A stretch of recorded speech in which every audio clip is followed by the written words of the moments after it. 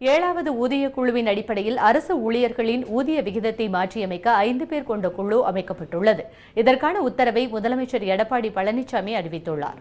இது தொடர்பாக தமிழக முதல்வர் எடப்பாடி பழனிசாமி வெளியிட்டுள்ள அறிக்கையில், முன்னாள் முதலமைச்சர் ஜெயலலிதா 2016 சட்டமன்ற தேர்தல் அறிக்கையில் மத்திய அரசு ஊழியர்களுக்கான 7வது ஊதியக்குழு பரிந்துரைகள் அமல்படுத்தப்பட்டவுடன் தமிழக அரசு பணியாளர்களுக்கும் ஊதிய விகிதங்கள் மாற்றியமைக்க நடவடிக்கைகள் எடுக்கப்படும் என அறிவித்திருந்ததை சுட்டிக்காட்டியுள்ளார்.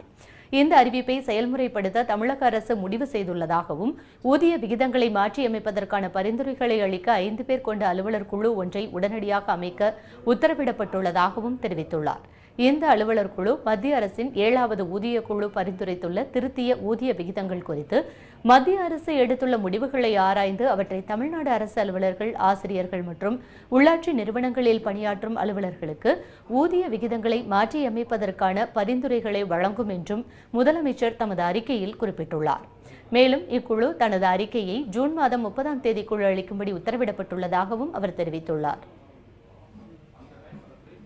தமிழக அரசு அரசு பணியாளர்கள் மற்றும் ஆசிரியர்களுக்கு 8வது ஊதிய மாற்றத்திற்கான குழுவை அமைத்துள்ள செய்தி அறிந்து அந்த செய்தியை தமிழ்நாடு அரசு பணியாளர் சங்கத்தின் சார்பில் மெத்த மகிழ்ச்சியுடன் வரவேற்கிறோம்.